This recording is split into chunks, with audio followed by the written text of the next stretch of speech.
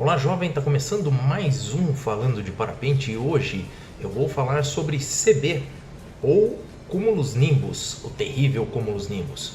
Mas antes de começar, vou pedir para você se inscrever no canal, deixar seu joinha, compartilha esse vídeo, me segue no Insta e a página Falando de Parapente no Facebook, ok?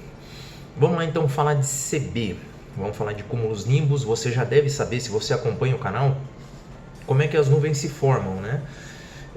Através do aquecimento, os raios solares passam, né, pela atmosfera, batem no chão e refletem numa frequência que aquece o ar que está em cima daquele local.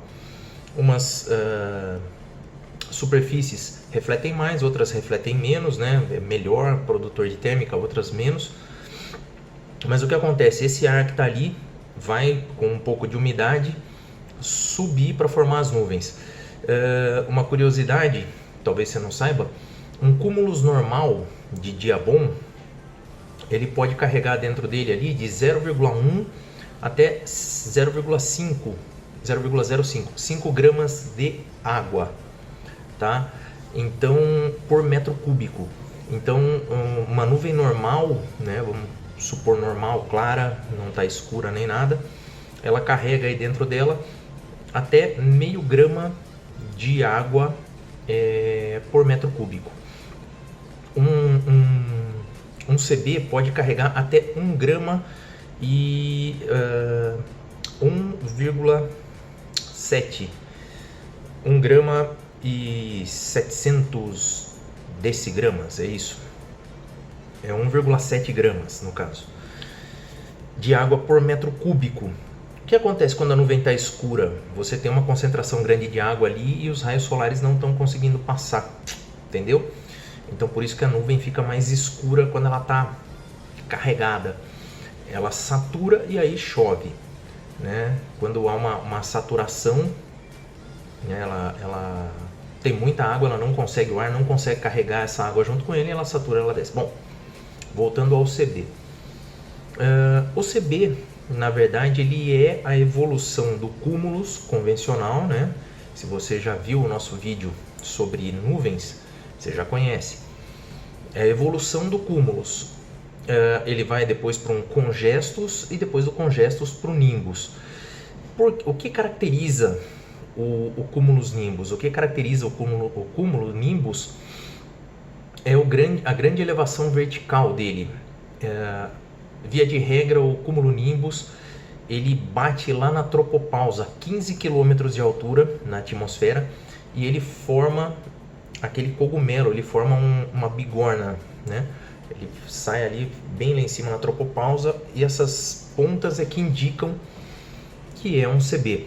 Tem um momento antes que ele é arredondado, tal, que também recebe o nome de cumulus nimbus, mas para efeito aqui a gente vai tratar como cumulonimbus esse daí que bate lá na tropopausa e abre. Antes disso é o congestus, tá? Que também tem capacidade de chuva, que também é perigoso, mas ainda não é um cumulonimbus, né? Aí o que mais caracteriza? Essa nuvem, né? Ela está ligada às tempestades, principalmente de verão e de entrada de frente fria. E ela traz chuva forte, gelo, né? Muitas vezes granizo, né? Em alguns locais neve e raios. Os raios por quê? Porque esse gelo que está nela, né? Esses floquinhos de gelo, eles se atritam ali dentro e acabam gerando eletricidade estática, que é descarregada muitas vezes com os raios.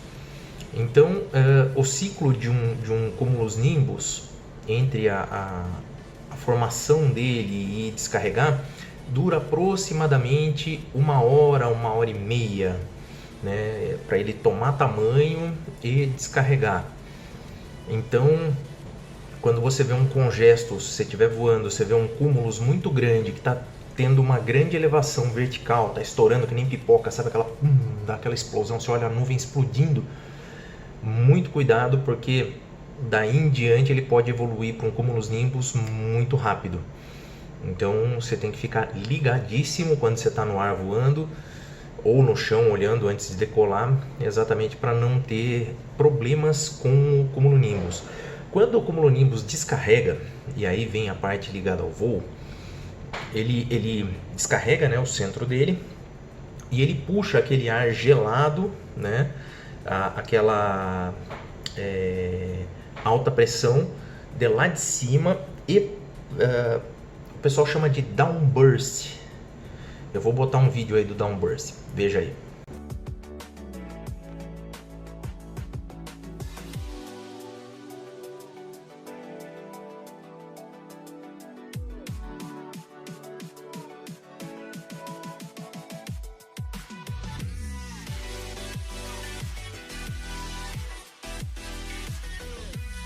Ele cai como se fosse uma bomba e varre o chão.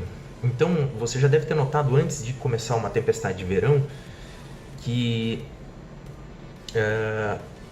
logo antes de começar a chover começa um vento terrível, muitas vezes de até 100, 150 km por hora. Então essa nuvem é muito perigosa para a gente voar. Começa pelo seguinte, ela pode te sugar para dentro dela, né? Se você estiver na base dela. Se você estiver fora da base dela, não vai ser sugado. Não é assim também, né? Você pode fazer o teste na sua casa. Se você pegar o aspirador de pó, o cano dele assim, e aproximar do chão, quando você aproxima, supondo que você jogue farinha no chão, quando você aproxima da farinha, ele chupa. Caso contrário, o que tiver em volta acaba não sugando muito bem. Suga, mas não muito. Então é assim, se você estiver embaixo dele, é batata.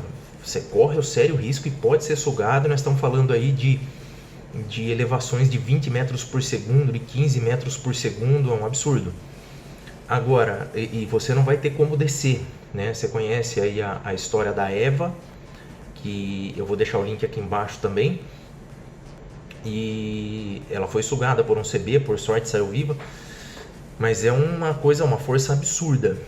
Então existe essa teoria de que ele suga, e realmente suga, né? Mas se você estiver perto da base, se você estiver a 15 km, 20 km dele, ele não vai exatamente te sugar. Certeza que vai ter ali alguma coisa atuando, e você já tem que ficar esperto para fugir disso, né? E nunca entrar debaixo dele, né? Aliás, nunca estar no ar quando tem um CB. Existe uma frase que fala: CB no ar, piloto no bar? Tem que estar. Então, uma coisa também importante, eu vejo, quando acabou de descarregar um CB, o pessoal fala: pô, já passou, né? Já desfez, ele já tá ok.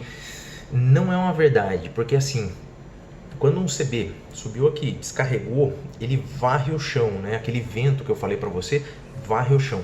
Conforme ele varre o chão, ele vai soltando todas as térmicas que estão no caminho. Então você imagina aquela instabilidade, aquele vento forte vem varrendo o chão, e tudo o que está nesse caminho, até vaca, acaba subindo. Então se você está com um parapente ali, você vai acabar subindo sem querer. Então supondo que esteja a 30 km de você um CB e ele desague, você fala assim: o vento de 150 km por hora não vai me atingir, não te atinge. Mas em compensação, todas aquelas termais vão desprender do chão, vão desprender esses ciclos e vão começar a jogar você para cima, e você não vai conseguir descer. E aí que vem o perigo, porque formou aqui, varreu o chão, começa a formar outro aqui, e a gente chama de linha de instabilidade. Forma outro aqui, deságua, que vai formar outro ali, que deságua. Então você vai notar, se você um dia tiver a oportunidade de ficar acompanhando uma tarde toda um CB desaguando num lugar, você vai ver que ele, por causa da direção do vento, né, ele vai formando vários no caminho dele. Então daí deságua, forma outro, que deságua, forma outro. E se você estiver num lugar alto, você consegue ter essa noção dessa linha total de instabilidade que vai formando. Então não adianta você achar que é assim: desagou aqui o CB e já passou perigo, né? Então o ideal realmente é estar longe dele e não voar nem antes dele, depois dele também não, talvez com muito cuidado, se não formar essa linha de instabilidade, mas eu acho que é bobagem, tá? Você teria que estudar muito a questão de clima, muito essa questão da linha de instabilidade, para onde que está seguindo, para daí você ter um voo com segurança. A melhor dica é CB no ar, piloto no bar. Simples assim. Não vá se meter de voar em dia que tem CB no ar. Agora a gente está entrando no verão. Eu não sei quando você vai estar vendo esse vídeo, mas ele vai ser lançado agora aqui pro final de outubro.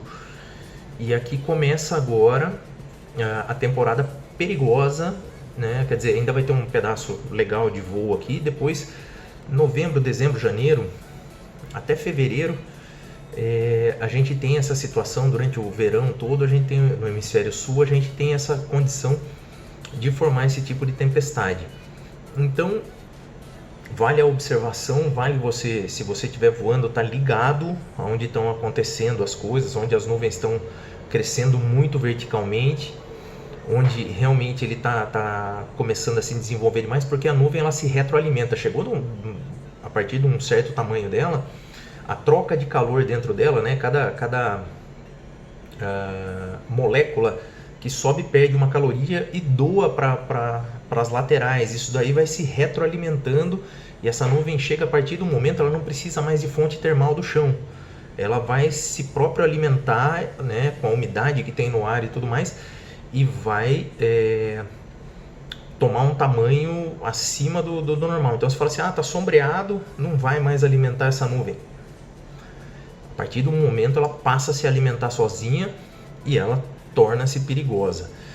Então os perigos para o voo são esses: você ser pego por aquele vento do CB, você ser engolido por um CB se você entrar debaixo de uma base dessa, ou estiver perto de uma base dessa, tá bom? Perto de uma base dessa, eu diria assim, uns 5 km de uma base dessa, provavelmente você vai ter trabalho para descer e talvez seja sugado. Então é assim, tá perto, começou a formar um perto de você, virou para o lado contrário, a favor do vento, seja o que for, acelera, sai dali. Sai e vai para o chão o mais rápido que você puder, dobra o equipamento porque vai chover, né? Então o cumulus nimbus ele é uma nuvem que a gente tem que respeitar muito, a gente tem que estar muito ligado, porque assim, você imagina, eu propus eu falei aquela quantidade de água que uma nuvem carrega, né, até 1,7 gramas por metro cúbico. Se você tiver a paciência de calcular um cilindro, vamos pôr a base dele de 10 km de diâmetro, né, com uma torre de 15 km de altura, e calcule aí mais ou menos 1,5 gramas por metro cúbico de água, você vai ver o quanto tem de água suspensa em um CB. É um absurdo, é um absurdo. Então a gente tem que tomar muito cuidado, né, por esses motivos que eu falei para você, por causa do vento forte, por causa dessa situação toda, e evitar ao máximo estar perto de congestos que possam virar cumulus nimbus. Eu proponho para você, isso é um exercício, durante o verão, durante todo esse tempo aqui, o que você estiver olhando, olhe bastante para a nuvem, veja como ela desenvolve. Você vai ver que ela passa de um cúmulus para uma coisa mais alta, começa a explodir lá em cima e aí ela começa a ficar perigosa.